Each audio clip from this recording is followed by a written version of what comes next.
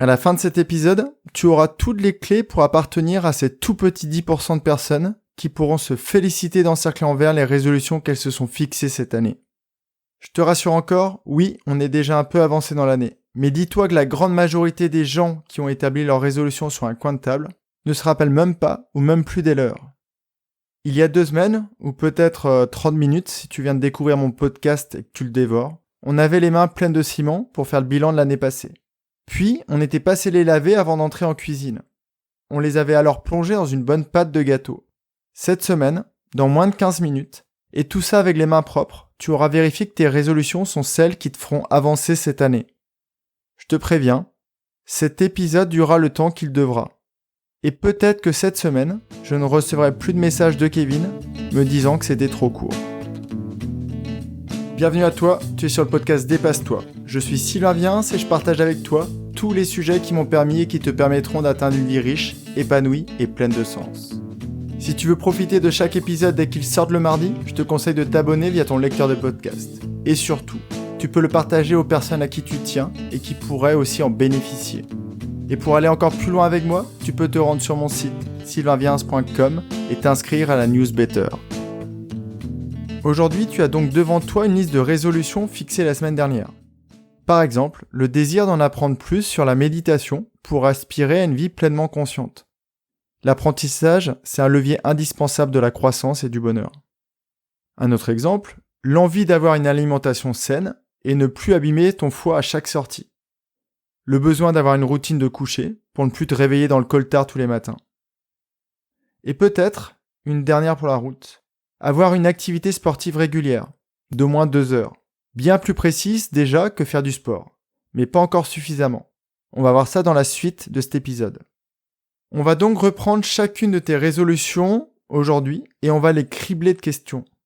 Peut-être même que ces questions vont te permettre encore une fois de les améliorer. Seulement après, on en définira des actions à mettre en place.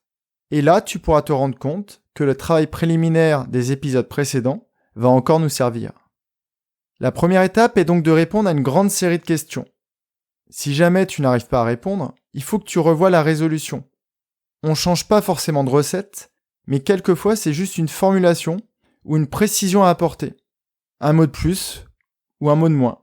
Quelquefois c'est juste rajouter un chiffre pour préciser l'objectif ou la résolution. Comme dans l'exemple sportif que je viens de te citer. Allez, on commence tout de suite. Tu verras quoi, quand la résolution sera atteinte. Ou peut-être que ce sera le verbe entendre ou sentir en fonction de ta résolution. Si comme moi tu vas apprendre à chanter, peut-être que c'est quelque chose que tu entendras. Petit papa. Des applaudissements par exemple. Je rigole, mais tu l'avais compris. Ce n'est pas ma résolution. Mais comment on peut faire mieux ? L'envie d'avoir une alimentation saine pourrait se visualiser de la manière suivante. Je verrais un frigo rempli d'aliments de qualité. Plus aucun plat cuisiné. Plus de mayo, plus de ketchup. Mon armoire à craquage sera complètement vide et ma corbeille de fruits sera pleine à déborder. Si c'est mettre en place une routine de coucher, là tu ne verras rien, ou peut-être moins de cernes le matin devant le miroir. Mais en revanche, tu ressentiras beaucoup de choses.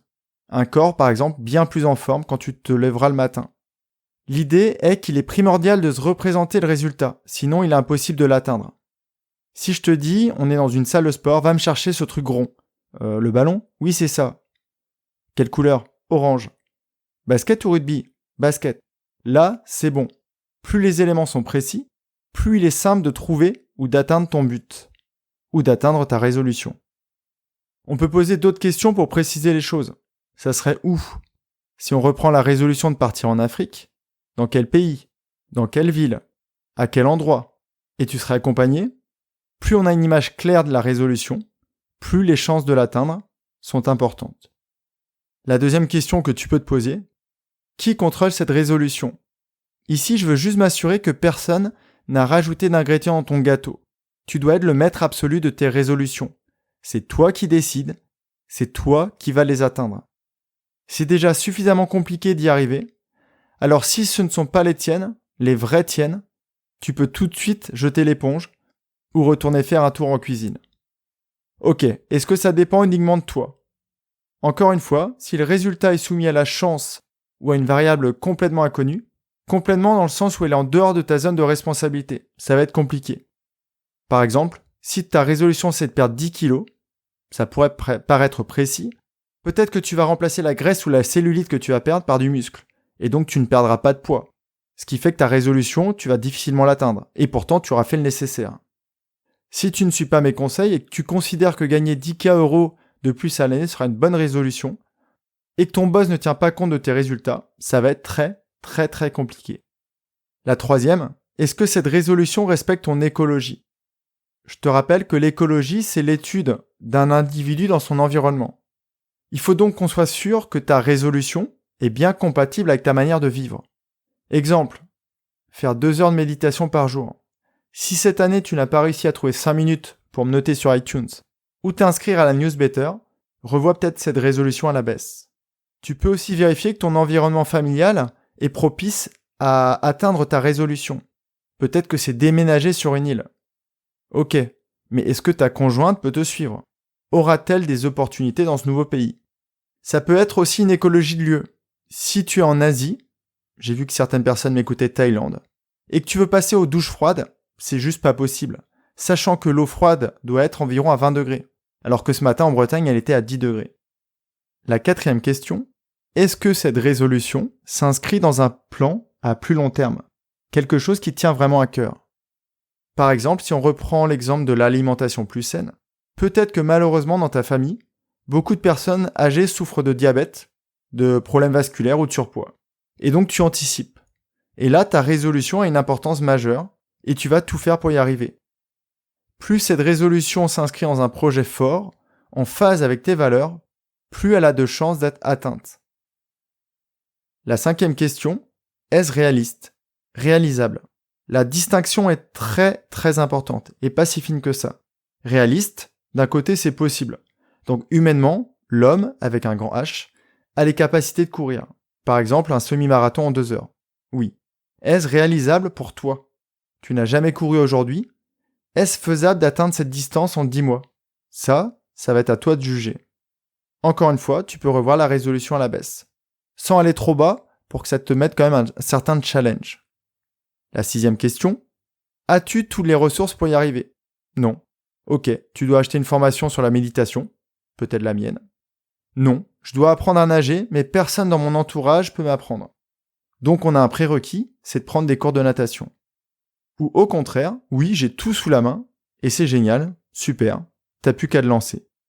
Tu as répondu à des questions qui te permettent d'être sûr du goût de ton gâteau, ou de la résistance de ta construction, si on reprend l'exemple de la première semaine. Maintenant, dernière étape, je fais quoi ? Là, c'est toi qui réfléchis à la question, et comment on fait ça ? Tout simplement, tu peux reprendre les résolutions, une par une, tu traces un beau cercle sur les feuilles, tu les mets au centre. Tu tires des traits de chacune de ces résolutions pour y ajouter des actions. Par exemple, faire 2 heures de sport par semaine. Comment je peux faire 2 heures de sport par semaine ? C'est la question que tu peux te poser. C'est tout simplement définir un créneau, choisir ton sport, acheter le matériel, et enfin mettre en place un environnement qui te permette de ne sécher aucune séance. Ou d'essayer d'aménager ton planning professionnel pour sortir plus tôt le jour où tu auras décidé de faire du sport. Je veux manger sainement. Par quoi ça peut passer ?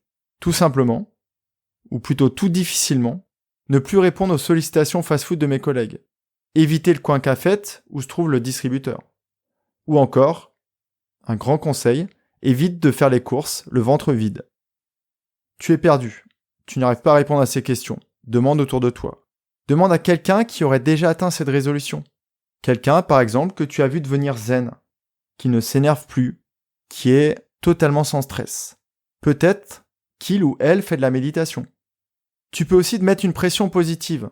On en avait déjà parlé dans un précédent épisode.